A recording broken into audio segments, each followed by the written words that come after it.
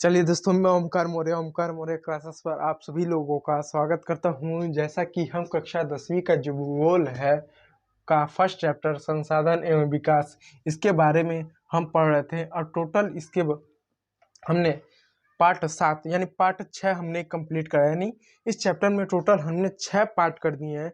आप लोग को बहुत जानकर आश्चर्यचकित होगा कि हमने जो है 6 पार्ट कर दिया है। ये देखिए, आप पार्ट पे मत जाइएगा कि 5 हो गया, 8 हो गया, 10 हो गया। देखिए, ये जो चैप्टर है ये आपका कॉन्सेप्ट के लिए और बहुत सी चीजें ना इसमें इंपॉर्टेंट चीजें देख रखी है। और कहीं ना कहीं मैं मानता हूँ यदि आप एक विद्यार्थी हैं और परिपक्व यानी मेच्योर विद्यार्थी हैं तो आपके लिए इस चैप्टर को पढ़ना और मैच्योरिटी के लिए भी कहीं ना कहीं इस चैप्टर को पढ़ना बहुत ज़्यादा आवश्यकता होता है। क्योंकि मैं मानता हूँ कि भूगोल में यदि जिसने पहला चैप्टर नहीं पढ़ा उसने भूगोल ही नहीं पढ़ा, क्योंकि भूगोल का पहला चैप्टर इतना ज़्यादा इंपॉर्टेंट है कि पूछो मत। क्योंकि यह ऐसा चैप्टर है जो आपको सैद्धांतिक पक्ष के साथ साथ साथ व्यवहारिक पक्ष भी बताता है। क्योंकि इसमें ऐसे बहुत सारे ऐसे व्यवहारिक पक्षों के बारे में पढ़ेंगे जो अपने व्यवहारिक जीवन में, अपने निजी जीवन में, अपने जो रोजमर्रा के जीवन है उसका आप उपयोग कर सकते हैं। यह सामान्य और साधारण बात है। और पूछो ये कैसे उपयोग कर सकते हैं। जैसे कि अब इस चैप्टर में ना हमारा अगला जो टॉपिक है वो मृदा है, तो मृदा के बारे में पढ़ेंगे। आप जब पढ़ेंगे तो आपको पता चलेगा किस तरह से मृदा किस तरह से बनती है, मृदा हमारे लिए कितना उपयोगी है। और पिछले के जो पार्ट है मैंने उसमें क्या बताया था, भूमि बर्बाद कैसे होता है, भूमि का निर्मीकरण कैसा है, उसका संरक्षण उपाय के बारे में पढ़ा। तो आप लोग को जानकर एक सेकंड के लिए भी तो ये लगा होगा ना, अरे यार ये टॉपिक तो बड़ा आसान है, प्लस ये टॉपिक कितना ज़्यादा इंपॉर्टेंट है। हम अपने व्यवहारिक जीवन में, दैनिक जीवन में जिन व्यक्तियों के पास भूमि है वो जाने या अनजाने में कहीं ना कहीं पशुचारण की वजह, प्रति की वजह से, अति सिंचाई की वजह से कहीं ना कहीं वो नुकसान करते हैं। जो कहीं ना कहीं कल उन लोगों ने पढ़ा होगा तो उनको तो पता चल उनके पास, जिनके लोगों के पास 1 बीघे, 2 बीघे, 5 बीघे, 10 बीघे, जितनी भी जमीन है, अब वो क्या करेंगे, एक व्यवहारिक रूप में प्रयास करेंगे अपने उस भूमि का संरक्षण के लिए, अपने उस भूमि के गुणवत्ता को बढ़ाने के लिए, अपने उस भूमि के उत्पादनता को बढ़ाने के लिए कुछ ना कुछ तो प्रयास करेंगे। या ना भी प्रयास करें तो गलतियां नहीं करेंगे जिसकी वजह से भूमि बंजर या भूमि का निम्नीकरण हो या भूमि बेकार हो। तो कहीं ना कहीं ये चैप्टर आप दे सकते हैं, आपके व्यवहारिक जीवन में तो काम आया ना। तो ये जो चैप्टर है सैद्धांतिक पक्ष के साथ साथ बहुत सारे व्यवहारिक पक्षों को भी बता रहा है। तो ये जो चैप्टर है आपके जीवन में बहुत उपयोगी आने वाला है। इसलिए जीवन में ये चैप्टर उपयोगी होगा, इस वजह से आप इस चैप्टर को पढ़ें। एक सेकंड के लिए आप पेपर में भूल जाएगा पेपर में क्या पूछेगा क्या नहीं पूछेगा। जीवन में यदि शिक्षा काम आ जाए तो बहुत बड़ी बात है, फिर उसका पेपर को देखेंगे। तो व्यवहारिक पक्ष बहुत अच्छी चीजें दे रखी हैं, सैद्धांतिक पक्ष भी दिए हैं। और जो कि जैसा कि मैं बता दूं, यूपी बोर्ड जो 10वीं के जो बच्चे होते हैं, 20 नंबर के जो OMR होते हैं, 20 नंबर का आपका OMR होता है, उसमें आपका कहीं ना कहीं स्वाभाविक सी बात है कि 5 MCQ जो है आपका भूगोल से आएगा। हो सकता है 1 या 2 MCQ शायद इसी चैप्टर से बन जाए, क्योंकि ये जो चैप्टर है इसमें फैक्ट बहुत ज़्यादा दे रखा है, डाटा बहुत ज़्यादा दे रखा है। और स्वाभाविक सी बात है, जिस चैप्टर में डाटा हुआ, कॉन्सेप्ट हुआ, फैक्ट हुआ ज़्यादा। हालांकि कॉन्सेप्ट तो MCQ में नहीं पूछता है, फैक्ट या डाटा ही पूछता है। और इस चैप्टर में भरपूर एक अच्छे खासे मात्रा में फैक्ट दे रखा है, डाटा दे रखा है। तो मैं कहूँगा कि आप इस चैप्टर को नेग्लेक्ट ना करें, इस चैप्टर को पढ़िए। ये चैप्टर आप लोग के लिए बहुत ज़्यादा उपयोगी है और इस पर आप एक विशेष रूप से ध्यान दें। इत्यादि चीज़ें क्या है आप इस चैप्टर पे आप कर सकते हैं। तो इसी के क्रम में जैसा कि कल की जो वीडियो लेक्चर था हमने मृदा के बारे में पढ़ा था, मृदा के बारे में पढ़ा था, यानी हम मृदा के बारे में पढ़ रहे थे, अभी खत्म नहीं हुआ था हमारे मृदा जो टॉपिक था, ये हमारा जो है स्टार्ट हो गया था। तो कल हमने जो है मृदा के बारे में देखा कि भारत में मृदा को संगठन के आधार पे, भौतिक रासायनिक गुणधर्मों के आधार पे, रंग के आधार पे,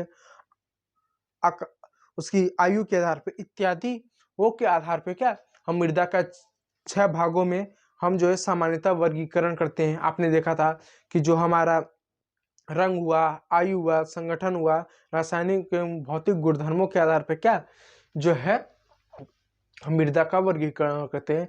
जिसमें हमने मृदा को कई भागों में हमने क्या वर्गीकरण, एक अच्छा खासा हमने क्या मृदा का हमने एक वर्गीकरण हम लोगों ने किया था।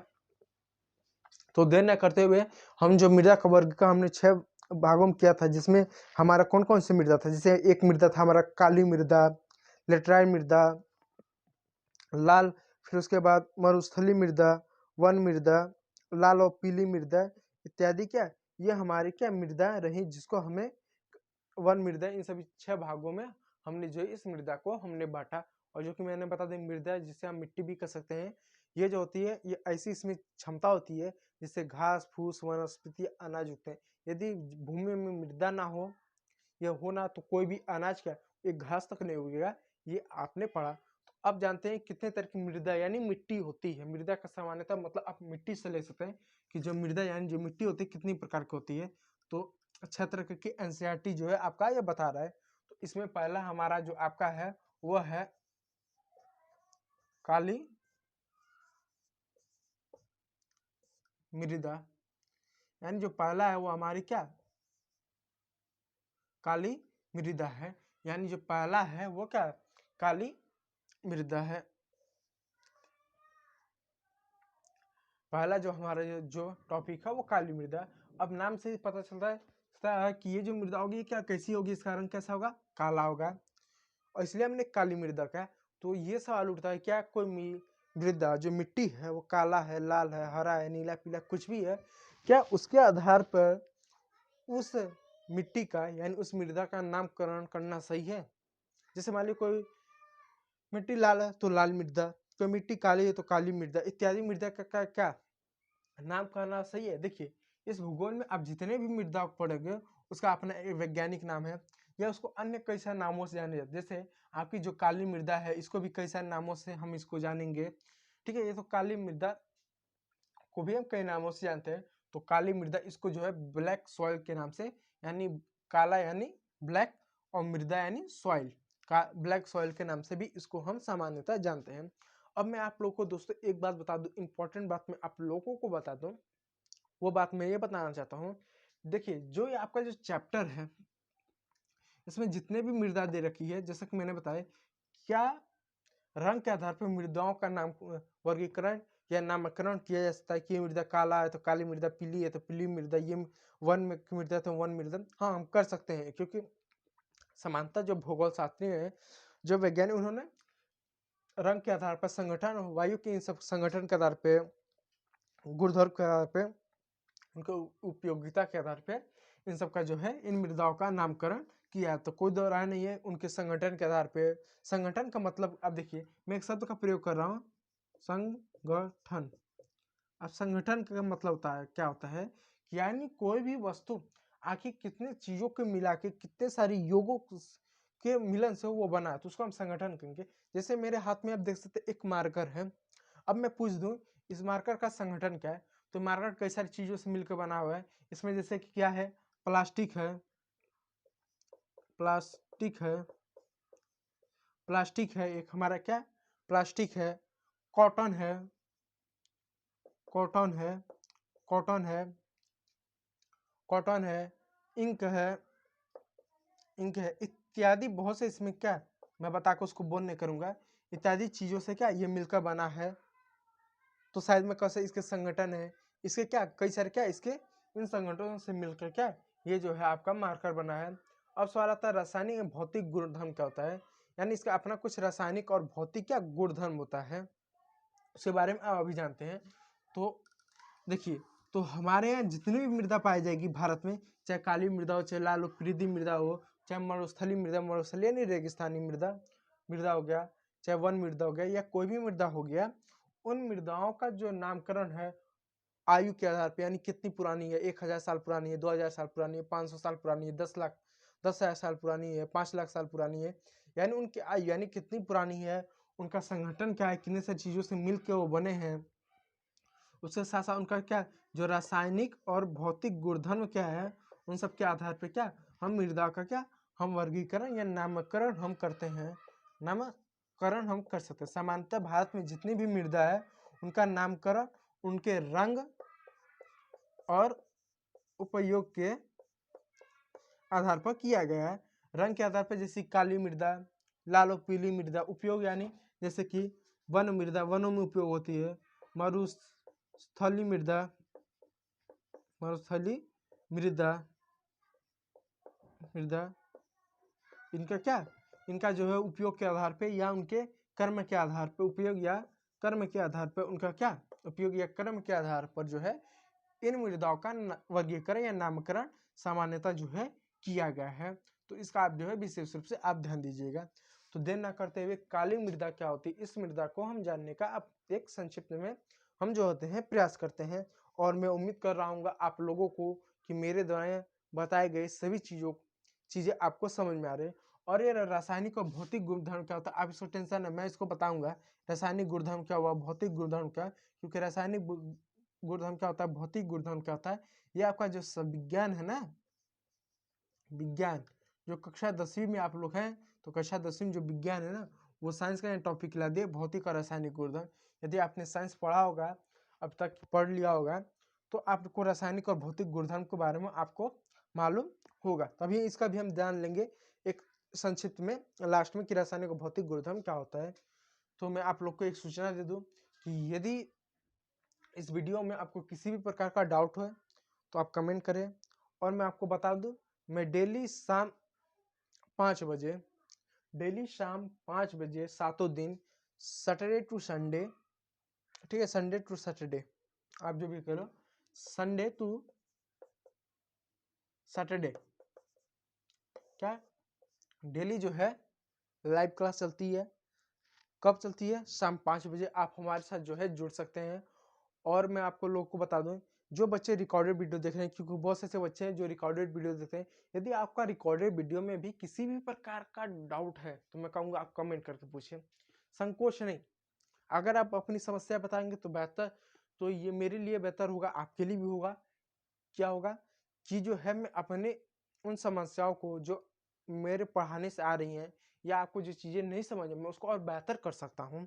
क्योंकि आप हम अगर एक दोनों का सहयोग करेंगे एजुकेशन क्षेत्र में, तो आपका हमारा दोनों का जो है विकास होगा। आपका एजुकेशन क्षेत्र में विकास होगा, आपका कॉन्सेप्ट डेवलप होगा, अन्य चीज़ें होंगी, और एक अच्छा खासा एक उम्मीद आपकी रहेगी कि आप पेपर में अच्छा स्कोर कर सकते हैं। वैसे मेरा भी कुछ ना कुछ एक्सपीरियंस बढ़ेगा, अन्य चीज़ें होंगी, कमियां पता चलेंगी, अन्य चीज़ें कहीं ना कहीं जो भी चीज़ें आप समझ सकते हैं व्यवहारिक में, वो सभी चीज़ों का पता चलेगा। इसलिए मैं कह रहूँगा कि यदि चीज़ें ना समझ आए तो आप कमेंट करें, लाइव जो देख रहे हैं वो भी कमेंट करें डाउट हो तो, और जो है जो बच्चे क्या रिकॉर्डेड वीडियो देख रहे हैं वो भी कमेंट करें। इस पर जरा भी आप क्या संकोच ना करें, ठीक है। तो इसी के हिसाब से चलिए हम जो है मृदा क्या होती है इसके बारे में जानने का प्रयास करें। एक संक्षिप्त में क्या हम जो है जानने का हम प्रयास करें कि मृदा क्या होती है। काली मृदा, मृदा तो हमने जान लिया, अब काली मृदा के बारे में हम जो है कुछ संक्षिप्त में कुछ चीज़ों को हम जानने का प्रयास करते हैं। देखिए, इन मृदाओं का रंग काला है, जो कि नाम से ही पता चल रहा है कि काली मृदाओं का जो रंग होता है वो काला होता है। इन्हें रेगर मृदा भी कहा जाता है। नोट कीजिएगा, इन्हें रेगर मृदा भी कहा जाता है। इस बात को अब नोट कीजिए, इन्हें क्या रेगर मृदा भी कहा जाता है। यानी इस बात को जो आप जो है नोट कीजिएगा कि इन्हें रेगर मृदा भी कहा जाता है। और एक कमेंट करके बताइए कि मेरी जो राइटिंग आपको समझ में आ रही है ना, ठीक है। ऐसा ना कि मैं लिख रहा हूँ आपको समझ में नहीं आ रहा है, ऐसा भी नहीं है ना, ठीक है। तो इन्हें क्या, इन्हें जो है रेगर मृदा कहा जाता है। आप इसका जो है विशेष रूप से आप जो है इस मृदा का जो है ध्यान आप दीजिए कि इन मृदा को क्या रेगर मृदा भी कहा जाता है। अब रेगर मृदा क्यों कहा जाता है, अब रेगर मृदा का मतलब क्या होता है, इसके बारे में मैं आपको संक्षिप्त में बताता हूँ। देखिए, कहा जाता है काली मृदा कपास की खेती के लिए उचित होती है। यानी ये जो मृदा होती है ना, काली मृदा जो होती है, ये कपास की खेती के लिए क्या उपयोग होती है। मैं इसको इसके बारे में कुछ ना कुछ लिखता हुआ चले जा रहा हूँ। दे कपास की खेती की, यानी कपास की खेती के लिए, कपास की खेती के लिए उचित है। यानी कपास की खेती के लिए उचित उचित उचित यानी सही है। यानी पहला काली मृदा को रेगर मृदा भी कहते हैं। अब इसे रेगर मृदा क्या होता है, इसका नाम रेगर क्यों पड़ा मैं अभी बताऊंगा। कहा जाता है कपास की खेती के लिए उचित है। इसको भी आप इस पॉइंट को आप नोट कर लीजिए। इसके साथ देखिए, ये जो काली कपास मृदा के नाम से भी जाना जाता है, और जो कि ये जो होता है कपास की खेती की जाती है, इसलिए इसे काली कपास मृदा भी कहा जाता है। इसलिए इसे क्या, इसलिए इसे काली कपास मृदा भी कहा जाता है, यानी इसलिए इसे काली कपास मृदा भी कहा जाता है। तो एक बात जान लीजिए, इसको कंफ्यूज ना होगा, कंफ्यूज बिल्कुल भी अब नहीं होगा, क्योंकि देखिए पेपर में अगर एमसीक्यू के रूप में पूछना आता ना, तो जो जिस भी वस्तु को कई सारे नाम से जानते हैं ना, उसको अलग अलग नामों से लोग पूछ देते हैं एग्जामिनर। जो आमतौर पर एग्जामिनर जो होता है एग्जामिनर, जो पेपर सेट करने वाले जो होते हैं ना, जो पेपर सेट करने वाले, उनको मालूम है कि काली मृदा को रेगन मृदा कहा जाता है, रेगन मृदा कहा जाता है, और काली कपास मृदा भी कहा जाता है। तो कहीं पे ये दे देंगे कि काली कपास मृदा कहाँ पर पाई जाती है, जबकि आपने बस काली मृदा का पढ़ा है कि जो काली मृदा महाराष्ट्र गुजरात के क्षेत्र में पाया जाता है बड़े पैमाने पर। तो आपने पढ़ लिया और पता चल पूछ दिया कि बताओ रेगन मृदा कहाँ पाई जाती है, आप सर पटक रहे हो, तो रेगा तो काली मृदा एक ही है। फिर पूछ दिया कि कपास की खेती के लिए कौन सी मृदा उचित होती है, सबसे अच्छी मानी जाती है। ऑप्शन दे दिए, ए रेगन मृदा, ऑप्शन बी लाल और पीली मृदा, ऑप्शन सी मरुस्थलीय मृदा, ऑप्शन डी लेटराइट मृदा। तो आप लिख ही नहीं पाओगे, तो क्यों, आप एमसीक्यू के रूप में आप उसका क्या ना सॉल्व नहीं कर पाओगे। लेकिन जब आपके तीनों नाम याद है कि इस काली मृदा को रेगर एवं काली कपासी मृदा भी कहा जाता है। रेगर मृदा क्यों कहा जाता है उसके बारे में बताऊंगा।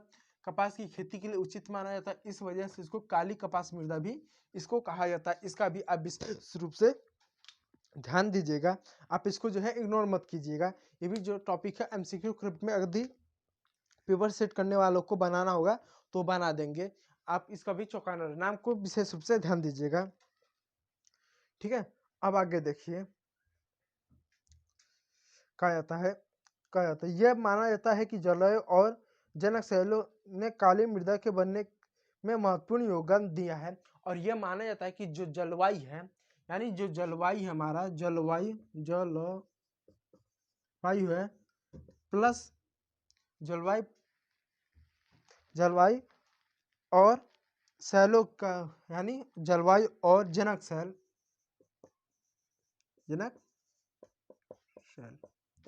यानी इन दो ने जलवायु प्लस जनक इज इक्वल टू काली मृदा।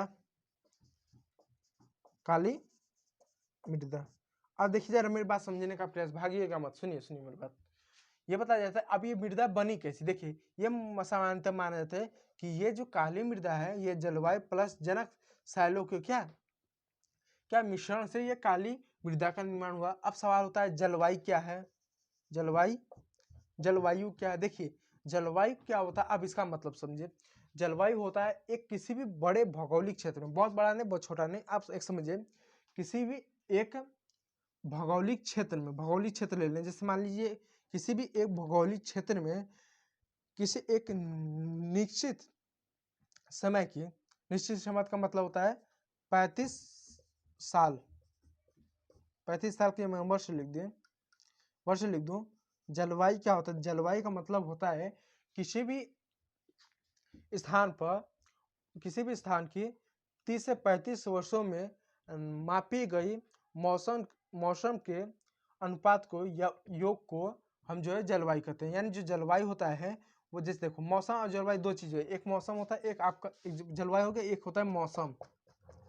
देखिए जो मौसम होता है ना, ये आपका सामान्यतः कभी भी बदल सकता है। सामान्यतः हमारे अपने भारत में मानते हैं कि हर 2 महीने बाद मौसम बदलता रहता है। सामान्यतः हम तो पढ़ते हैं कि चलिए ठंडी गर्मी बरसात होते हैं, लेकिन ऐसा होता है कि हर 2 महीने बाद कुछ ना कुछ मौसम में बदलता रहता है। कभी ऐसा होगा कि सामान्य है, ना ज़्यादा ठंडी ना ज़्यादा गर्मी, कभी आएगा ठंडा पड़ने लगा, कभी आया बहुत ज़्यादा ठंडा पड़ने लगा, कभी आया गर्मी, कभी बहुत गर्मी, तो ऐसा होता था। हम तो मानते हैं कि हर 2 महीने बाद भारत में मौसम चेंज होता है। और कुछ ऐसे वैज्ञानिक मानते हैं कि मौसम ऐसा होता है कि चाहे तो कुछ घंटे में भी बदल सकता है। जैसे सुबह धूप है अच्छा खासा, 10 बजे देख सकते हैं धूप पर पता चला, शाम 5 बजे बारिश हो गया। अब बारिश 4 दिन से हो रहा है तो कहेंगे मौसम बदल गया, तो उसको भी हम मौसम के आधार कहेंगे। तो जो जलवायु होता है वो क्या होता है, किसी एक विशिष्ट क्षेत्र में 30 से 35 वर्ष में मौसम की मापी गई औसतन योग को हम जलवायु कहते हैं। यानी जैसे कि मतलब मान लीजिए ये हमने एक क्षेत्र ले लिया, अब इस क्षेत्र में हम ये माप रहे हैं। अब इस क्षेत्र में क्या करें, मान लीजिए क्षेत्र है, ठीक। अब इस क्षेत्र में हम ये मेजरमेंट करें कि पिछले 35 वर्ष में कितना ठंडा पड़ा, यानी ठंडी कितना पड़ा, गर्मी कितना पड़ा, वर्षा कितना हुआ, इत्यादि जो की अगर हम जानकारी लें कि हाँ कि पिछले 35 वर्ष में कि आज से 35 साल पहले चल जाए तो जो ठंडा पड़ता था वो 10 डिग्री माइनस वो ठंडा पड़ता था वो 10 डिग्री सेल्सियस पड़ता था। फिर 5 साल बाद आप ऐसा सा डेट से समझे कि हम ऐसा मान लीजिए कि वर्ष 1950 में यहाँ पे तापमान मेजरमेंट किया गया तो पता चला कि ठंडी जो है वो 10 सेल्सियस से पड़ता था। फिर ये नापा गया कि 1955 में क्या स्थिति है, तो पाया गया ठंडी या गर्मी और वर्षा। मैं इसको समझाने के लिए बता दे रहा हूँ। अब देखिए जैसे ये क्या गया कि 1950 में देखा गया कि जो है हमारा दिल्ली ले लेते हैं, दिल्ली मान लेते हैं दिल्ली, ठीक है। मान लीजिए हमें ये देखें कि 1950 में जो हमारा दिल्ली है उसका मौसम कैसा है। तो हमने 1950 में देखा जो दिल्ली है, दिल्ली में 10 डिग्री सेल्सियस ठंडी पड़ा है और गर्मी जो है वो हमारा 40 डिग्री सेल्सियस पड़ने लगा। वर्षा जो है हमारा जो है हम मान लेते हैं कि जो है वर्षा मान लीजिए 100 सेंटीमीटर हो रहा है, ऐसा मान लीजिए। फिर हम 1955 में आए 5 साल बाद, फिर वहाँ हमने मौसम देखा कि मौसम वहाँ पर ठंडी का कितना पड़ा, तो पता चला जो ठंडी है वो 11 सेल्सियस डिग्री, वो ठंडी हमको पता चला कि जो ठंडी है वो हमारा जो 8 डिग्री सेल्सियस पड़ रहा है। पता चला जो गर्मी है वो 42 डिग्री सेल्सियस पड़ रहा है।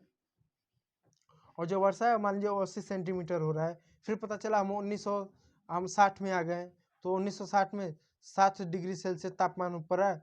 और जो है मान लीजिए गर्मी जो है आपका, ये देखिए बहुत लंबा हो गया, मैं छोटा 10 में कर दूँ, 10 आपके लिए आसान रहेगा। तो मान लिया 1950 में हमने देखा ठंडी जो है ये जो आपका दिल्ली में 10 डिग्री सेल्सियस है, गर्मी जो है आपका 40 डिग्री सेल्सियस और वर्षा है 100 सेंटीमीटर हुआ। फिर हम 1960 पे आ गए। 1960 पे हमने क्या देखा कि 8 डिग्री सेल्सियस जो है तापमान ठंडी का होने लगा, गर्मी 42 डिग्री सेल्सियस पड़ने लगा और वर्षा 80 डिग्री सेल्सियस होना। फिर जो है हम 1970 पे आ गए, फिर देखे कि 60 डिग्री जो है सेल्सियस ठंडी पड़ने लगा।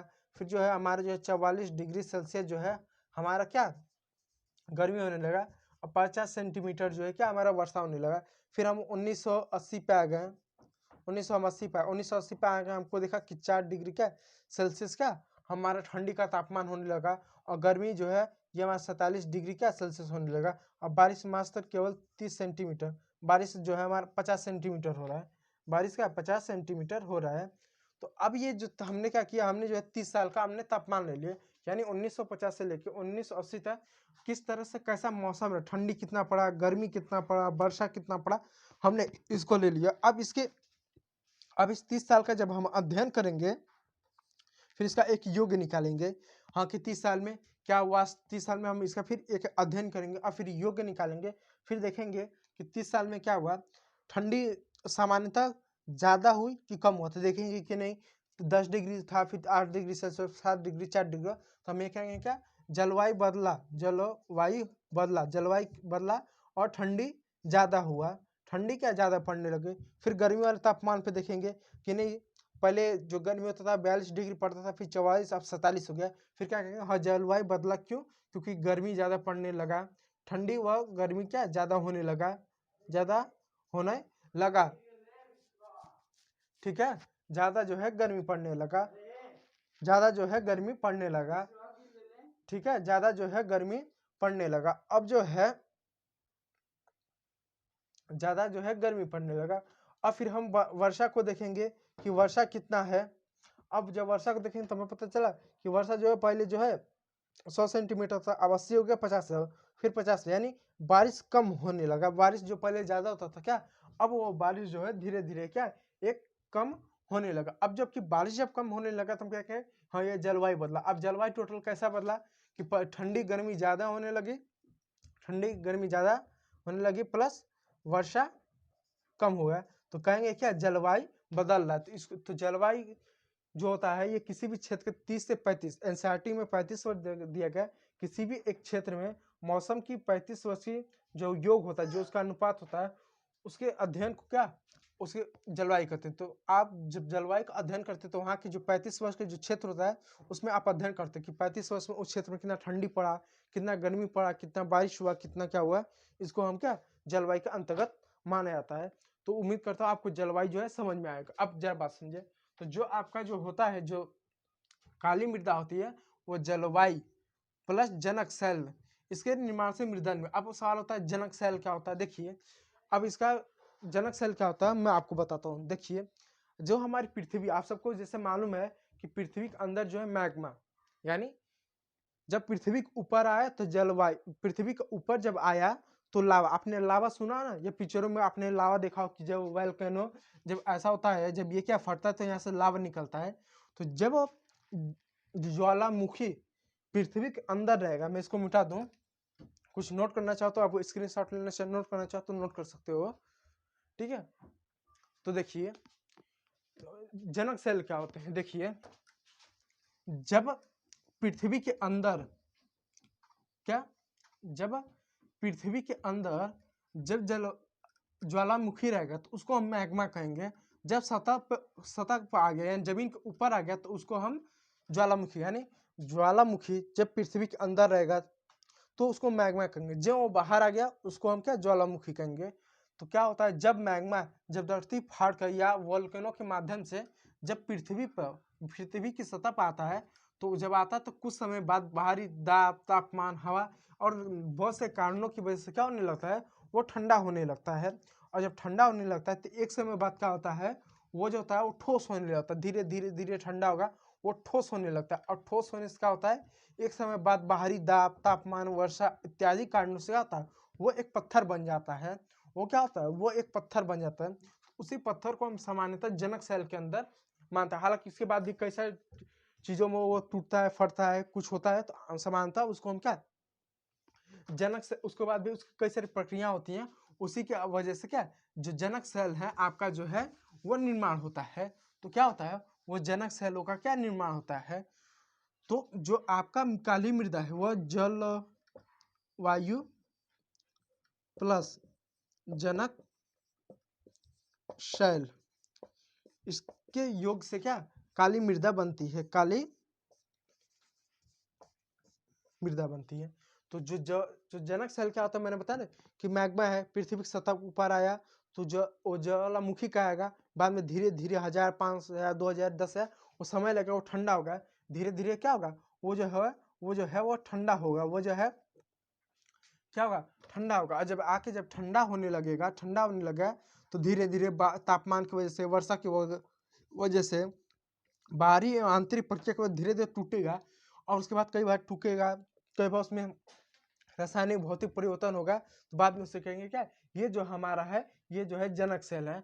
तो जलवायु जब वो उस किसी भी क्षेत्र में, तो ये जो काली मृदा है जो आपका महाराष्ट्र, जो महाराष्ट्र के क्षेत्र में जो आपकी जो काली मृदा पाई जाती है, यहाँ पे काफी लंबे समय तक जलवायु ने सहयोग किया, तापमान घटा बढ़ा, बारिश कम ज्यादा हुआ।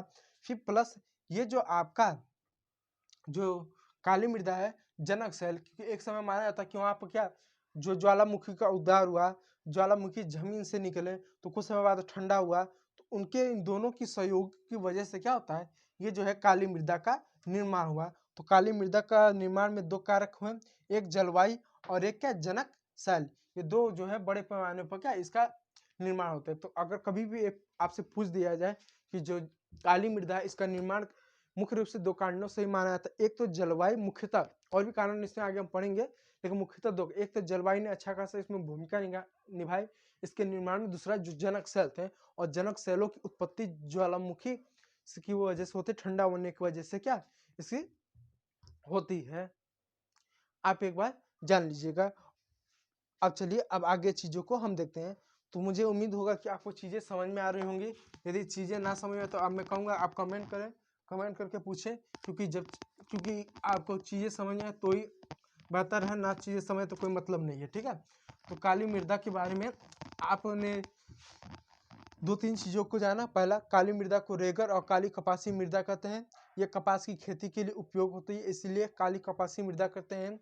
इसका निर्माण कैसे होता है, जलवायु प्लस जनक सेल की वजह से। जलवायु क्या होता है, किसी भी एक निश्चित भौगोलिक क्षेत्र में, एक क्षेत्र में 30 से 35 वर्ष के जो मौसम की जो योग होता है, जो उसका अनुपात है, उसके अध्ययन को ही हम जलवायु कहते हैं। वहां पर हम देखते हैं कि 35-30 साल में कितना ठंडा पड़ा, कितना गर्मी पड़ा, कितना वर्षा हुआ, कितना कुहारा पड़ा, तो उसका अध्ययन करते हैं। उसके बाद बताते हैं कि हाँ जलवायु बदल रहा है, जलवायु बदल रहा है, पहले इतना ठंडे था, इतना गर्मी था, अब इतना ठंडी, अब इतना गर्मी हो रहा है। तो हम कहेंगे जलवायु बदल रहा है। जलवायु किस में बदल रहा है? ठंडी, गर्मियों की, बरसात में हमको पता चलता है। जनक शैल क्या होता है? ज्वालामुखी के ठंडा होने से जो चट्टानों का निर्माण होता है, समानता उसमें भी कई सारी प्रक्रिया होती है, उसको जो है हम जनक शैल के अंतर्गत हम लाते हैं। तो इन्हीं जलवायु और जनक शैल में मदद करते हैं काली मृदा के निर्माण के लिए, और ये कपास की खेती के लिए उपयुक्त होता है। और ये भारत में कहाँ पाया जाता है? यह महाराष्ट्र राज्य में अधिकतर आपको देखने को मिलेगा। अब आगे देखिए, और इस तरह की मृदाएं दक्कन पठार में जो बेसाल्ट क्षेत्र में उत्तरी भाग में पाई जाती है। अब देखिए ये मृदा, अब ये जो मृदा है महाराष्ट्र, सौराष्ट्र, मालक, मध्य प्रदेश और छत्तीसगढ़ के पठारी में पाए जाते हैं। ये जो मृदा जो पाई जाती हैं, ये महाराष्ट्र हो गया, छत्तीसगढ़ हो गया, और जो आपका जो है जो गुजरात का जो सौराष्ट्र का क्षेत्र, जैसे ये आपका जो है मान लीजिए, ये मान लीजिए आपका कुछ एग्जाम्पल तो मान लीजिए समझ लीजिए, मान लीजिए आपका गुजरात है, मतलब इधर का हिस्सा ज्यादा गौर ना करें, तो गुजरात का ये वाला जो क्षेत्र है ना, इसको सौराष्ट्र के नाम से जानते हैं। ये सौराष्ट्र का क्षेत्र है, सौराष्ट्र सॉरी एक कच्छ का क्षेत्र है। अब जब देख लीजिए सौराष्ट्र मतलब एक कच्छ का क्षेत्र है। जो सौराष्ट्र का जो गुजरात का जो क्षेत्र है, उस सौराष्ट्र के क्षेत्र में जो महाराष्ट्र के हिस्से से जो लगता है यह क्षेत्र, वो क्या वहां पे क्या पाया जाता है? वहां पे जो है ये काली मृदा पत्थर, काली मृदा महाराष्ट्र, गुजरात और छत्तीसगढ़, इन 3 क्षेत्रों में ये मृदा पाई जाती है, पठार में पाई जाती है। और दक्षिण पूर्व दिशा में गोदावरी और कृष्णा नदी में भी घाटियों तक फैली है। और दक्षिण पूर्व में, यानी जैसे दक्षिण है, तो ये मान लीजिए मैं बना दूं, जैसे ये भारत है अपना, तो दक्षिण से ये पूर्व, ये कृष्णा गोदावरी नदी की घाटियों तक है, ये ऐसा कुछ समानता कुछ इस तरीके से आप देख सकते हैं, ऐसा जो है ये पाया जाता है कुछ इस तरीके से। क्या ये जो है ऐसा जो है इन क्षेत्रों में क्या, इस क्षेत्रों में क्या कुछ इस तरीके से इसका जो है आपको एक क्षेत्र मिलेगा, जहाँ पर ये जो है ये मृदा सामान्यता आपको देखने को आपको मिलेगी कुछ इस भारत के क्षेत्र में। इस बात को अब जो है विशेष रूप से आप ध्यान दीजिएगा, इन क्षेत्रों में क्या आपको ये काली कपासी मृदा देखने को मिलेगी। अब देख, इसके अलावा ये मृदाएं कैल्शियम कार्बोनेट, मैग्नीशियम, पोटास और चूने जैसी पौष्टिक तत्वों के परिपूर्ण होती हैं। यानी ये जो होते हैं, ये जो आपका जो मृदा होती है, इसमें कुछ इस मृदा में कुछ अन्य तत्व होते हैं, यानी काली मृदा के तत्व मैं बता दूं, काली मृदा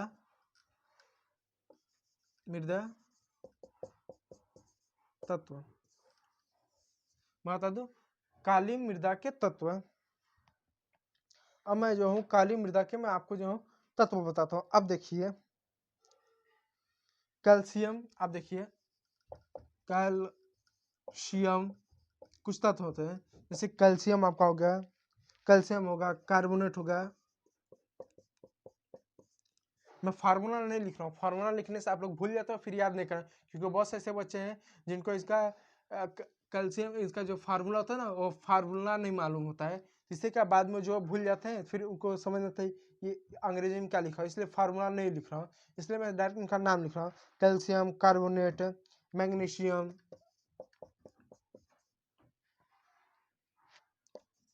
magnesium magnesium potash potash potash और चूने चूने इत्यादि क्या इसके तत्व हैं। इत्यादि चीजों से क्या ये जो काली मृदा के तत्व हैं, इसके निर्माण से कहीं ना कहीं इनका भी एक भूमिका होते हैं। इनके तत्व हैं, तत्व यानी ये पाए जाते हैं, इनके तत्व जो है ये पाए जाते हैं, इनके तत्वों से मिलकर क्या बनते हैं। अब सवाल आता है तत्व क्या है, तत्व क्या है। जैसे ये पेन है, तो ये कई सारी चीजों से बना है, तो संगठन तो है, लेकिन साथ साथ इसके कई सारे तत्व है, इसके कई सारे भाग है, इन सभी चीजों से मिलकर बना। जैसे ये जो मार्कर है, ये प्लास्टिक से मिला है, फिर इसमें कॉटन भी है, इंक है, और ना जाने बहुत सी चीजों को मिलाकर ये बनाया गया, तो इसके तत्वों से मिलकर बना है। तो कहेंगे इतने सारे इसमें तत्व डाले गए, जिसकी वजह से प्लास्टिक होगा, तो ये अधातु है, तो ये भी किसी न किसी अधातु यानी किसी भी नॉन मेटल से बना होगा ना, ये प्लास्टिक कैसे आ गया, तो क्या ये इसके तत्व माने जाते हैं। तो वैसे ये भी ये इसके तत्व माने जाएंगे मार्कर। ठीक उसी प्रकार जो काली कपास मृदा है, ये कैल्शियम कार्बोनेट, मैग्नीशियम, पोटास और चूने इत्यादि के क्या मिलन से, इनके तत्व से क्या ये बनता है, इन सभी चीजों को मिलकर ही इसको क्या बनाए हैं, इनके तत्व हैं, ये तत्व माने जाते हैं। तो मुख्य रूप से आप जलवायु और जनक सेल तो होते हैं, लेकिन इनके ये तत्व हैं तो उनसे मिलकर बना है, और ये इनके जो है तत्व हैं, इनके तत्वों से मिलकर बना है। जिससे मैं आपको कंफ्यूजन में होता, जिस देखिए मैंने बोल दिया कि ये जो हमारा मार्कर है ये कॉटन और प्लास्टिक से बना है, तो ये क्या है आप मान लोगे, ठीक है। लेकिन अगर मैं आपको बताऊं कि प्लास्टिक कैसे बना है, प्लास्टिक बनाने की इस धातु का प्रयोग किया गया है, फिर उस प्लास्टिक बनाने की इस धातु का प्रयोग किया, कॉटन बनाने के लिए इस इन धातुओं का प्रयोग किया गया है, फिर इसकी स्याही बनाने के इन धातुओं का प्रयोग किया गया है, फिर इसके बाद इस पर रंगाई के लिए इन चीज़ों का प्रयोग किया गया है, तो इसके तत्व होंगे। समानांतर तो मार्कर ये प्लास्टिक और कॉटन के सहयोग से ही बना है सामान्यतः। लेकिन जब तत्व की बात करते हैं इसमें, तो प्लास्टिक कैसे बना है, प्लास्टिक बनाने में क्या क्या लगा है, कॉटन कैसे बना है, कॉटन बनाने तो इसके तत्व के अंदर आते हैं। यानी तत्व मतलब एकदम डिटेल में बताया कि क्या क्या चीजें हैं, तो एकदम डिटेल में आप जानिए इन सभी चीजों के मिलन से बना है। और सामान्यतः आप जान लीजिए कि जलवायु और जनक सेल की वजह से इनका मिलन से इसका क्या आप मिला हुआ है, तो आप इसको याद रखिएगा। अब जो है मैं इसको जो इरेज कर दूं, आप चाहे तो इसका स्क्रीनशॉट लेना चाहे तो आप स्क्रीनशॉट जो है इसका जो एक स्क्रीनशॉट है ले सकते हैं, ठीक है।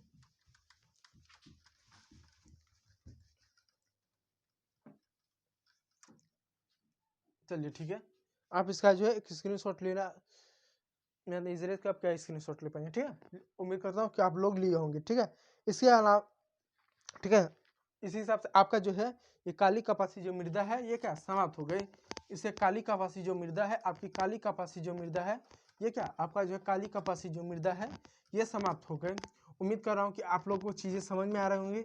यदि चीज़ें समझ में आ रही हैं तो वीडियो को एक बार जो है लाइक और सब्सक्राइब चैनल को कर दीजिए।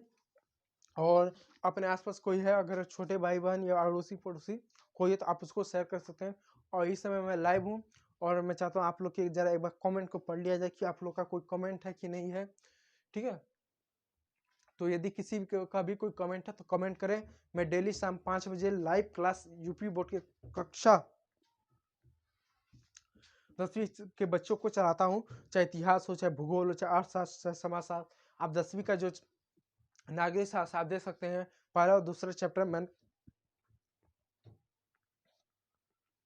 मैंने कंप्लीट करवा दिया है। अब आपका भूगोल है, भूगोल के बाद जो है हम जो है इतिहास को देखेंगे, क्योंकि इसी क्रम में हम एक एक दो दो चैप्टर से भी क्या हम करते हुए सॉल्व करते हुए चलूंगा।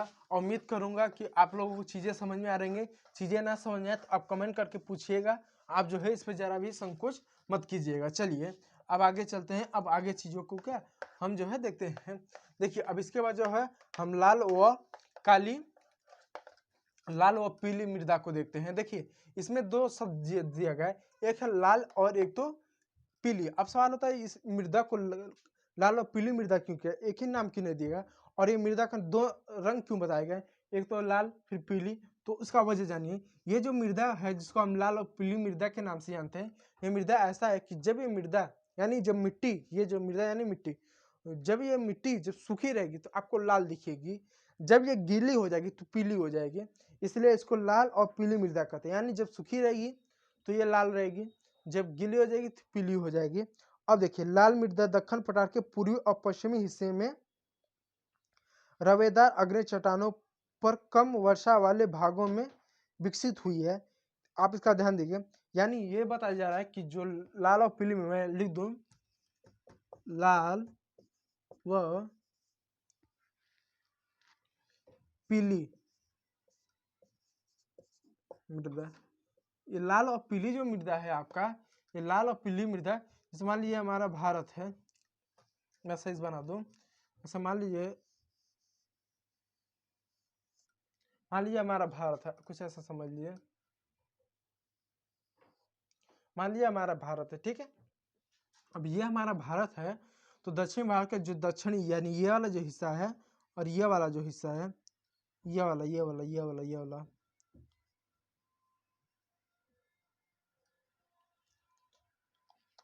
देखिए ये थोड़ा सा मिस्टेक हो गया, आप इसको जरा, ये जो है लाल मृदा दक्षिण पहाड़ के पूर्वी और दक्षिणी हिस्से में, यानी दक्षिण पहाड़ दक्षिणी और पूर्वी हिस्से में, यानी इस साइड आपको कहीं ना कहीं आपको देखने में, बीच में नहीं दिखेगा बहुत, आप उधर भी नहीं जाएगा, नहीं तो आप तटीवर्ती मैदान पे चल जाएंगे, तटीवर्ती मैदान पे आपको जलोढ़ मृदा देखने को मिलेगा, तो आप उधर भी मत जाइएगा, ठीक है। आप ऐसा समझिए कि ये वाला जो क्षेत्र है ये आपका जलोढ़ मृदा है, ये वाला क्षेत्र है, उसके बाद ये जो क्षेत्र है आपका समांतर देखने को मिलेगा इन क्षेत्र, यानी जलोढ़ मृदा के बाद जो है इनका जो है स्थान आपका देखने को मिलता है। इसको जो है आप एक विशेष रूप से आप ध्यान दीजिएगा। अब इसका वजह समझिए, लाल और पीली मृदा के बारे में समझिए।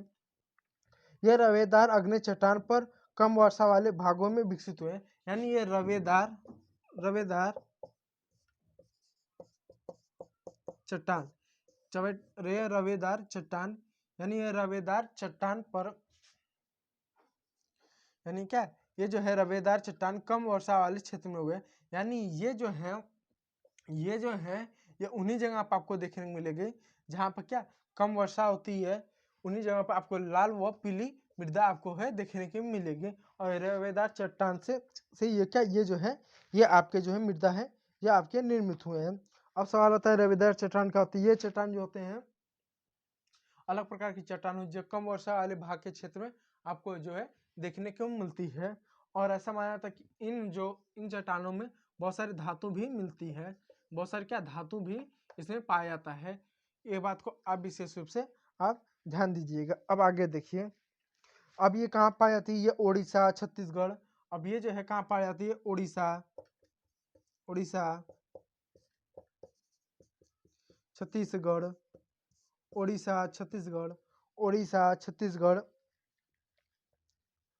ठीक है, छत्तीसगढ़ मध्य गंगा मैदान के दक्षिणी ओर। और जो मध्य गंगा के दक्षिणी ओर इत्यादि, ये जो है आपका जो है मध्य गंगा मैदान के दक्षिणी ओर पर ये पाए जाते हैं। पश्चिमी घाट में पहाड़ी पद पर पाई जाती है और मृदाएं का लाल रंग रवेदार अग्नि और रूपांतरित चट्टानों के लौह धातु के प्रसार के कारण होता है।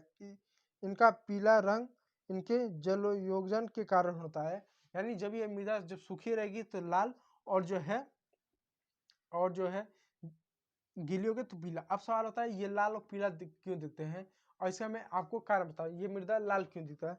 लाल इस वजह से दिखता है क्योंकि ये जो मृदा होता है ये लौह धातु यानी लौह धातु पहले तो जान लिए, मैंने बताया ना कि इरवेदार चट्टान से बनता है तो इसमें बहुत सारा धातु मिलता है, तो यहाँ पर आपको लौ बड़े पैमाने पर आपको देखने को मिलेगा। दूसरा सबसे बड़ी बात आप इसको ध्यान दीजिएगा कि ये जो होता है आपका जो लाल मृदा होता है ये रूपांतरित चट्टान से बनता है। अब रूपांतरित चट्टान क्या होता है, देखिए रूपांतरित चट्टान वो होते हैं जिनका रूपांतर एक चट्टान से दूसरे चट्टान में आपका होता रहता है। अब आप एग्जाम्पल तो समझिए, जैसे मान लीजिए ये कोई एक चट्टान है, अब एक चट्टान है, जब इस चट्टान पर जब धूप मिलेगा, जब इस चट्टान पर धूप मिलेगा, वर्षा मिलेगा, शीत मिलेगा, हवा आएगी इत्यादि से क्या होगा, ये जो चट्टान है ये कमजोर होगा। इससे बहुत ज्यादा वर्षा होने लगे तो वर्षा से जैसे मिट्टी बहती ना तो धीरे धीरे इसके कुछ छोटे कण टूट के निकलेंगे। धूप होगा तो फिर ठंडा होगा, धूप होगा ठंड होगा तो धीरे धीरे टूटा जाएगा, कमजोर होता जाएगा। फिर उसके बाद हवा आएगा तो अपने साथ उन चीज़ों को बहा के ले जाएगा। तो धूप की वजह से गर्म होगा, ठंड होगा तो कमजोर होगा। धूप और शीत से क्या ये कमजोर होगा। फिर उसके बाद जब हवा और बारिश की वजह से क्या इसके छोटे छोटे टुकड़े होंगे, क्योंकि हवा बहेंगी तभी धूल मिट्टियों को बहा ले जाती तभी बहा के ले जाएंगे। फिर जब बारिश होगा तो बहाव की वजह से ये कटेगा। तो जब इन कारणों की वजह से यानी इन भौतिक कारणों की वजह से इनका जो कटाव होगा धीरे धीरे क्या होगा, धीरे धीरे एक जगह जमा होगा। जैसे अगर आपने कभी ध्यान दिया होगा जब बारिश वारिश होता है तो जब मिट्टी जब बहती है तो जहाँ पर कहीं गड्ढा रहता है तो गड्ढा में मिट्टी जाकर पानी के साथ बहता है। फिर बाद में जब पानी सूख जाता है तो देखते हैं जो गड्ढा रहता है पहले अगर वह 10 मीटर गहरा था, जब बारिश हुआ तो मिट्टी के साथ बह के जाती है। उसके बाद जब उसमें का पानी जब सूख जाता है तो वो जो गहराई उसकी 9 मीटर हो जाती है, यानी 1 मीटर क्या वो पट जाता है। क्योंकि वर्षा की वजह से क्या जब बारिश होता है तो मृदा का बहाव होता है, मृदा अपरदन होता है। ठीक उसी प्रकार जितने भी चट्टान होते हैं ये धूप की वजह से, वर्षा की वजह से, हवा की वजह इत्यादि की वजह से क्या इनका भी कटाव होता है। और धीरे धीरे ये एक जगह क्या हवा की वजह से, धूप की वजह से इनका जमा होता है। तो इनके जमा से दो वजह से, या तो जमा की वजह से भूमि का भी निर्माण हो जाता है, कहीं पर गड्ढा है तो पट गया भूमि का निर्माण होगा, या कुछ चट्टानों का निर्माण होता है। चट्टानों का क्या निर्माण होता है? और चट्टानों का निर्माण, कुछ ऐसे चट्टान होते हैं जिनका क्या एक रूप से दूसरे रूप में क्या उनका रूपांतरण होता रहता है। तो ये जो चट्टान है ये जो लाल और पीली मृदा, ये रवेदार चट्टान पर रूपांतरित चट्टानों की वजह से, इनके संगठन की वजह से ये जो है लाल और पीली मृदा का इनका जो है निर्माण हुआ। आप इसको भी विशेष रूप से आप जो है ध्यान दीजिएगा। तो इससे साहब आपका जो लाल और पीली मृदा है ये भी समाप्त हो गया। अब इसके इतना ही आपके चैप्टर में दिया है किताबें। अब इसके आगे की मृदा को देखते हैं। अब इसके बाद आएगा लेटराइट मृदा। अब सवाल होता है लेटराइट मृदा क्या होती है। देखिए लेटराइट मृदा क्या होती है, इसको मैं संक्षिप्त में मैं आपको बताता हूँ। देखिए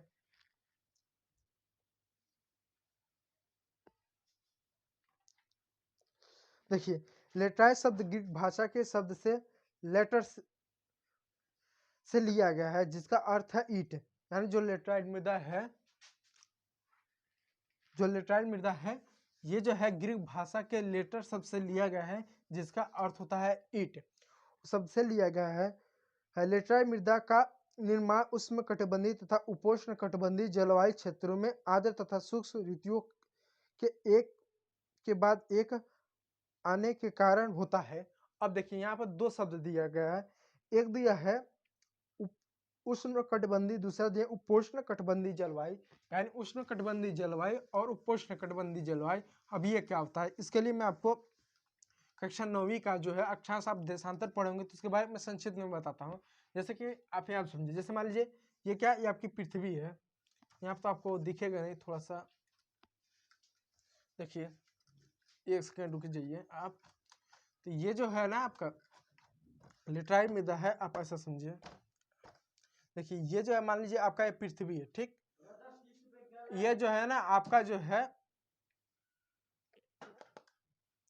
ये जो है ना आपका, देखिए अब पृथ्वी मान लीजिए, तो ये जो बीचे बीच क्या है, ये आपका जो है, ये जो है आपका विषुवत वृत्त है। आपको मालूम है विषुवत वृत्त है, जिसको हम काल्पनिक रेखा है भूमध्य रेखा कहते हैं। फिर ये जो 0 डिग्री पर होता है, फिर जब इस पर हम 23.5 डिग्री पर हम उठेंगे, 23.5 डिग्री पर। अब सवाल आता है 23.5 डिग्री क्यों, 23 क्यों नहीं, 24 क्यों नहीं? क्योंकि दो अक्षांशों, ये जितने क्या ये अक्षांश रेखा है, तो दो अक्षांशों के बीच की जो दूरी होती है ना, वो लगभग 111 किलोमीटर होता है। यानी 1 डिग्री अक्षांश बढ़ने और घटने पर 111 किलोमीटर का अंतर आ जाता है। तो इसलिए ये सारे ऊपर जो होता है ना, ये 23.5 डिग्री पर ये क्या है, कर्क रेखा है, आपका कर्क रेखा है। फिर नीचे क्या, ये भी आपका 23.5 डिग्री पर क्या आपका जो है मकर रेखा है, मकर रेखा है। अगर हम 24 आ जाए तो 55 किलोमीटर नीचे आ जाएंगे। तो ये वाला जो ऐसा क्षेत्र है, ये ऐसा क्षेत्र है जहाँ पर पृथ्वी साल में सबसे ज्यादा धूप पाती है। यानी ये वो क्षेत्र है पृथ्वी का जहाँ पर पृथ्वी को साल में सबसे ज्यादा धूप मिलता है, या सबसे ज्यादा गर्मी में होती है। क्योंकि स्वाभाविक सी बात है, धूप होगा तो गर्मी होगा, धूप नहीं होगा तो ठंडी होगा। क्योंकि देखो ठंडी के समय में धूप होता है नहीं, तो इसलिए ठंडी लगता है, धूप हो गया तो गर्मी होने लगता है, बहुत ज़्यादा धूप होता है तो बहुत ज़्यादा गर्मी। तो ये वो क्षेत्र है जहाँ पर साल में पृथ्वी सबसे ज़्यादा क्या धूप मिलता है। इसीलिए इस धूप मिलता है, तो धूप की वजह से मिलता है, इसलिए इस क्षेत्र को उष्ण कहते हैं। उष्ण यानी गर्मी, धूप, जो भी आपको। और दो अक्षांशों बीच की जो दूरी होती है ना, ये जो जगह होता है ना, इसको हम कटिबंध कहते हैं, कटिबंध। यानी यहाँ पर सबसे ज्यादा धूप मिलता है, सबसे ज्यादा उष्मा मिलता है, इसलिए इसको उष्ण कहते हैं। प्लस दो अक्षांशों बीच की जो दूरी की जो जगह होती है ना, उसको हम उष्ण, उसको हम कटिबंध कहते हैं। यानी ये दो अक्षांश की तो इसके बीच का ये जो जगह आपका है ना, ये इसको हम कटिबंध कहते हैं। तो ये आपका दो अक्षांश, हाल दो अक्षांश, एक कर्क रेखा और एक मकर रेखा, ये भी कहने का अक्षांश ही आपका 23.5 डिग्री। तो ये जो इनके बीच के जो जगह होता है ना, इसको हम कटिबंध कहते हैं। और धूप जो कि मिलता है, उष्मा सबसे ज्यादा मिलती है, सबसे ज्यादा ऊर्जा मिलता है, इस वजह से उष्ण कहते हैं। तो धूप की वजह से, ऊर्जा की वजह से, उष्मा की वजह से इसको उष्ण कहते हैं। और ये दो अक्षांशों के बीच में पड़ता है, तो इसके जगह को क्या हम कटिबंध कहते हैं। तो इसको नाम हो जाता है उष्ण कटिबंध। तो इसको हम कहते हैं उष्ण कटिबंध हम कहते हैं। तो यहाँ का ऐसा क्षेत्र जहाँ पर साल में सबसे ज्यादा तापमान पड़ता है। फिर हम थोड़ा सा और ऊपर चल जाएं, थोड़ा सा अगर हम और ऊपर जाएं, तो यहाँ पर आपको 66.5 डिग्री पर फिर आपको एक आर्कटिक वृत्त मिलेगा, आर्कटिक वृत्त मिलेगा। फिर नीचे आ जाएंगे तो नीचे का अंटार्कटिक आपका वृत्त 66.5 डिग्री पर आपको मिलेगा। अंटार्कटिक वृत्त आपको देखने को मिलेगा। तो ये वाला जो क्षेत्र है ना, ये ऐसा क्षेत्र है जहां पर सूर्य जो है इसकी धूप ना तो बहुत ज्यादा मिलती है, ना तो धूप बहुत कम मिलता है। यह ऐसा क्षेत्र है जहां पर 12 महीने में एक समय ऐसा आएगा जब यहाँ का तापमान 4 डिग्री सेल्सियस से लेके 18 डिग्री सेल्सियस के बीच में रहेगा। यानी एक समय ऐसा आएगा जब इसके बीच का जो तापमान, ये जो 23.5 डिग्री से लेकर 66.5 डिग्री उत्तरी गोलार्ध और 23.5 डिग्री से 66.5 डिग्री तक जो दक्षिणी गोलार्ध है, ये वाला जो हिस्सा है, ये हिस्सा ऐसे साल में 12 महीने में एक समय ऐसा आएगा जब यहाँ का तापमान 4 डिग्री सेल्सियस लेकर के 18 डिग्री सेल्सियस तक रहेगा। जैसे हमारा जो यूपी है, जो दिल्ली है, जो पंजाब है, जो हरियाणा है, जो लद्दाख है, जो जम्मू कश्मीर है, ये इस क्षेत्र में आता है। किस क्षेत्र में आता है? इस वाले क्षेत्र में हमारा आता है। मैं इसको कर दूं, इस वाले क्षेत्र में आता है। इधर देखो, मैं ऐसा करूँ, इस वाले क्षेत्र में आता है। जो हमारा राजस्थान का क्षेत्र हो गया, जो हमारा मध्य प्रदेश का अधिकांश क्षेत्र हो गया, फिर ये दिल्ली हुआ, पंजाब हुआ, हिमाचल प्रदेश हुआ, उत्तराखंड हुआ, यूपी हो गया हमारा, फिर हमारा हरियाणा हुआ, दिल्ली हुआ, पंजाब हुआ, जम्मू कश्मीर हुआ, लद्दाख हुआ। ये जो क्षेत्र होते हैं, ये वो क्षेत्र होते हैं जो इस क्षेत्र में होता है। इसलिए आप देखो 12 महीने में से, यानी साल के 365 दिन में से एक समय ऐसा आता है जब यहाँ का तापमान क्या 4 डिग्री सेल्सियस लेके 18 डिग्री सेल्सियस तक होता ही है। यूपी का आपका सामान्य तापमान 12 महीने समय आएगा जब आपका दिसंबर या जनवरी का तापमान 18 डिग्री सेल्सियस लेकर 4 डिग्री सेल्सियस तक के बीच में देखने को मिलेगा। हालांकि यूपी का तापमान आज तक कभी 4 डिग्री सेल्सियस तो मैं तो नहीं जाना कभी हुआ है, लेकिन दिल्ली में चले जाओ तो दिल्ली का तापमान 6 degree Celsius, 5 degree Celsius, 4 degree Celsius हो जाता है। और ठंड का समय देखो 4 डिग्री सेल्सियस तापमान, क्यों? क्योंकि ये इस क्षेत्र में पड़ता है।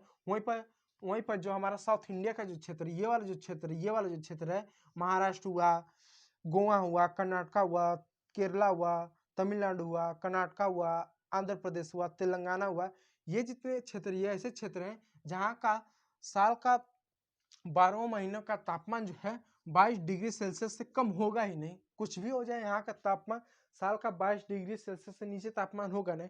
लास्ट है 22 degree, 23 degree, 24 degree, 25 degree, 28 degree, 30 degree. इसलिए जो आप कभी महाराष्ट्र में चल जाओ, तेलंगाना में चल जाओ, कर्नाटका में चल जाओ, आंध्र प्रदेश, तमिलनाडु, यहाँ पर आपको जब भी तापमान मिलेगा तो 22 डिग्री सेल्सियस ज़्यादा ही मिलेगा। इस वजह से यहाँ पर हमेशा गर्मी पड़ती है, यहाँ पर ठंडी पड़ती नहीं है।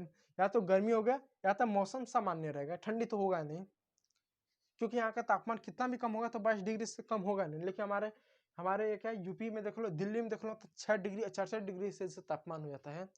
तो ये बताते इस वाले क्षेत्र को हम क्या बोलते हैं? इस वाले क्षेत्र को बोलते हैं शीतोष्ण, और जो कि 2 अक्षांशों बीच की जो जगह, उसको क्या बोलते हैं? कटिबंधी बोलते हैं। तो शीतोष्ण कटिबंध, तो इसको शीतोष्ण कटिबंध, इसको भी शीतोष्ण कटिबंध बोलते हैं। तो उष्ण कटिबंध और शीतोष्ण कटिबंध ये होता है। तो यहाँ पे ये बता रहा है। तो अब हम क्या पढ़ लेते हैं? हम लेटराइट मृदा के बारे में पढ़ लेते हैं। लेटराइट मृदा। तो लेटराइट मृदा क्या होती है, इसको उत्पत्ति को समझे। लेटराइट मृदा क्या यानी निर्माण कैसे, यानी जो लेटराइट मृदा है इसका निर्माण कैसे हुआ। तो ये बता रहा है जो लेटराइट मृदा है ये भारत में, ये विश्व में, या भारत में कह लें, ये उष्णकटिबंधीय एवं शीतोष्ण कटिबंधीय क्षेत्रों में इसका जो है निर्माण होता है। ये मृदा पूरे विश्व में कहीं भी मिलेगी, इतने ही भाग में मिलेगी, इतने ही क्षेत्र में मिलेगी। ये ध्रुवों पर नहीं मिलेगा, केवल उष्णकटिबंधीय एवं उष्णकटिबंधीय एवं शीतोष्ण कटिबंधीय प्रदेश में ही, क्षेत्र में ही मिलेगा। तो आप लोग को जानकर कंफ्यूजन होगा कि उष्णकटिबंधीय क्या होता है, शीतोष्ण कटिबंधीय क्या होता है। इसलिए उष्णकटिबंधीय क्या होता है और शीतोष्ण कटिबंध क्या होता है, और ऊपर वाला जो ध्रुवों का जो हिस्सा होता है उसको शीत कटिबंध कहते हैं। और जो ध्रुवों का जो हिस्सा होता है ना, ये ऐसा हिस्सा होता है जहाँ पर साल के 12 महीने तापमान मिलता ही नहीं है, मिलता है तो तीछा मिलता है। इस वजह से यहाँ पर सबसे ज़्यादा ठंडा पड़ता है और यहाँ का तापमान 4 डिग्री से लेकर नीचे होता है। समय ऐसा आता है जब यहाँ तापमान 40 degree, -40 degree Celsius, -30 degree Celsius, -45 degree Celsius तापमान होता है। और यहाँ पर 6 महीने दिन होगा तो 6 महीने रात होगा। यानी जब उत्तरी गोलार्ध में जब 6 महीने का जब दिन होगा तो यहाँ पर 6 महीने का रात होगा। जब यहाँ पर 6 महीने का रात होगा तो 6 महीने का यहाँ पर दिन होगा। और दिन भी होता है ना, ऐसा होता है, तो इसको शीत कटिबंधीय क्षेत्र पर क्या कहते हैं। तो आप एग्जाम्पल तौर पे आप ऐसा समझिए, आप एग्जाम्पल तो क्या आपने समझ, तो मैंने ये क्यों बताया उष्ण कटिबंधीय शीतोष्ण कटिबंधीय, ताकि आप लेटराइट मृदा को समझ सको। क्योंकि यहाँ पे जितने भी शब्द आएंगे सभी शब्दों का जब तक आप अर्थ नहीं समझ पाएंगे तब तक इस चीज़ों को क्या आप समझ नहीं पाएंगे।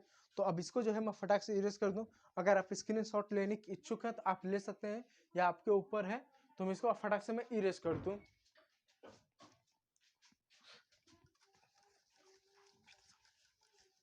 अब मैं आपको चलिए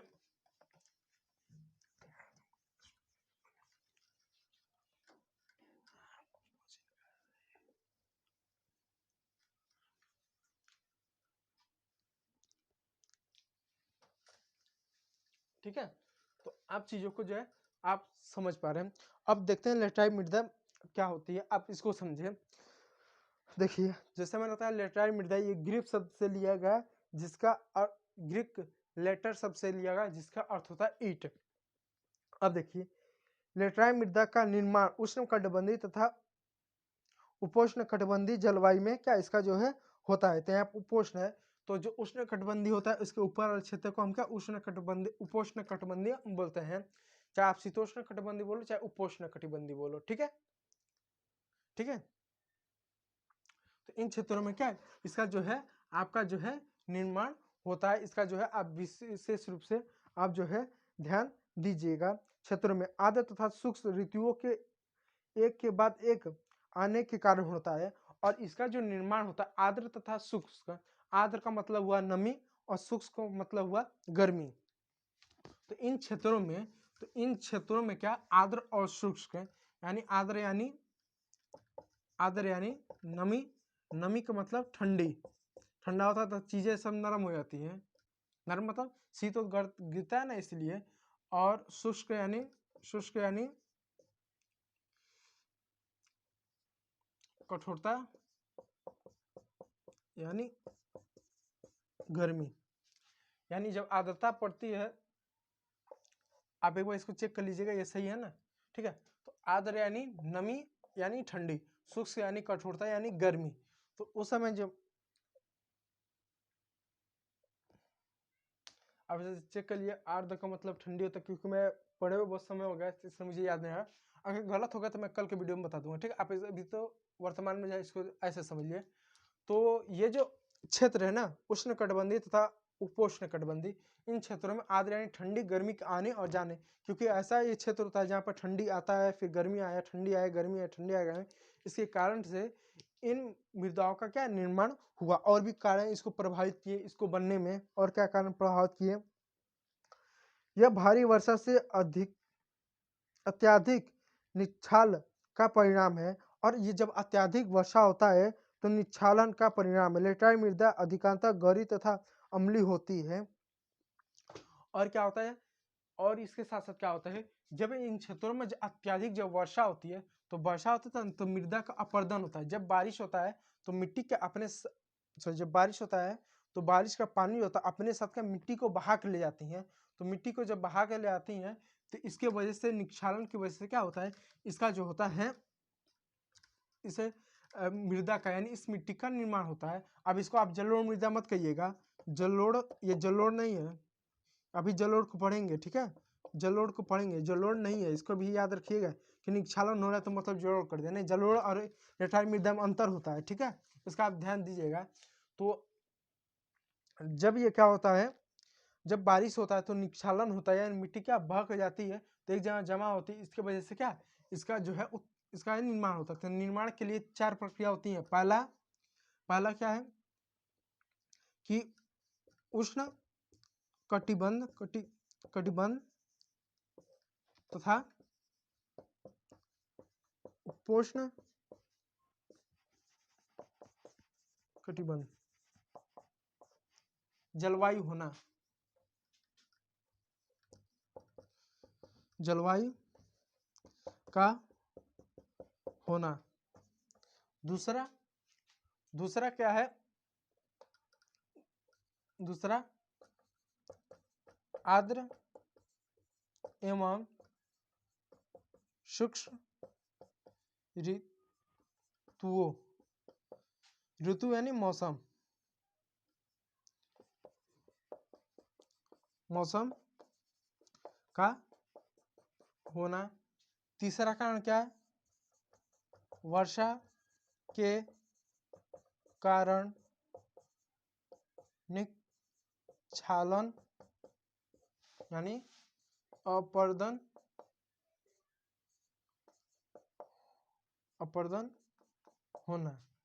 होना। इसको अब होना, अब आदि लगा दीजिए। आदि यानी और भी कोई कारण होगा, तो इस हमने देखा आदि यानी और भी कुछ कारण होगा। ठीक है, तो ये जो होते हैं मुख्यतः इसके निर्माण के 3 मुख्य रूप से कारण होता है। आप इसको स्क्रीनशॉट ले लीजिए, इसका जो है नोट कर लीजिएगा। ठीक है, ये चीजें जो है आपके पेपर के पॉइंट ऑफ व्यू से इंपॉर्टेंट हो या ना हो, कॉन्सेप्ट बस समझ में आना चाहिए। यदि चीजें समझ में आए तो पेपर में पूछ भी दे, कितना भी बेकार से बेकार सवाल, आप चीजों को लिख देंगे। इस बात को जो है अब विशेष रूप से आप जो है ध्यान में दीजिएगा। चलिए अब मैं इसको जो है इरेज कर दूं। ठीक है, इरेज कर दो, और इसी के साथ में आप इरेज, चलिए बाद में इरेज कर देंगे। और इसी के साथ में आपको बता दें, डेली शाम 5 बजे कक्षा जो 10वीं के बच्चे हैं, इतिहास के जो हमारे बच्चे हैं, जो भूगोल के बच्चे हैं, जो समाजशास्त्र के बच्चे हैं, समाजशास्त्र यानी नागरिक शास्त्र के बच्चे हैं, और जो अर्थशास्त्र के जो बच्चे हैं, उनका डेली लाइव क्लास चलाई जाती है। वो भी एकदम निःशुल्क। कक्षा 9वीं से लेकर कक्षा 12वीं तक के जितने भी आपके सामाजिक विज्ञान के जितने भी विषय हैं, डेली निःशुल्क तैयारी कराई जाती है। आप जो है हमारे चैनल के साथ जुड़ सकते हैं, ओंकार मौर्य क्लासेस के साथ। और इसी के साथ आज के चैनल को आज के सेशन को समाप्त करते हैं। और फिर कल के वीडियो लेक्चर में यानी पार्ट 8 में जो है आगे लेटराइट मृदा के बारे में अन्य चीज़ों पर बात होगी। उसके बाद जो है हमारा जो मरुस्थलीय मृदा है, इसके बारे में बात करेंगे, इसके चीज़ों के बारे में समझेंगे। मैं उम्मीद करता हूँ कि आपने जो अपना समय दिया है, जो कीमती समय आप लोग का है, आपने हमें दिया है, आपको चीज़ें समझ में आई होगी। यदि नया चीज़ें समझ में आई होंगी तो आप कमेंट कीजिएगा, मैं उसका रिप्लाई करूँगा। और यदि ना समझे तो मैं एक बार कहूँगा, आप दोबारा वीडियो को देखें और मेरे साथ जो है अपना क्लास नोट्स या हैंड रिटन नोट जो भी आप कहें, रफ या फेयर, आप बनाते रहें। इसी साथ आपका एक अच्छा खासा एक फेयर तैयार हो जाएगा। आपको रिवीजन करने में आसानी होगी, इत्यादि चीज़ें आपको होंगी। तो आप इस चीज़ों को जो मैं इस तरह से लिखा तो इस चीज़ों को आप नेगलेक्ट ना करें, आप लिखते जाइए, आपके लिए क्या इंपॉर्टेंट है। तो चलिए इसी साथ क्या हम सेशन को अपनी जो है समाप्त करते हैं। वीडियो देखने के लिए बहुत बहुत धन्यवाद। Thank you for watching my video. और ओंकार मौर्य क्लासेस को आप लोग ओंकार मौर्य क्लासेस को सब्सक्राइब कीजिए, वीडियो को लाइक और ज़्यादा से ज़्यादा शेयर कीजिए, और ज़्यादा से ज़्यादा लोगों को जोड़ने का प्रयास कीजिए। Thank you for watching my video.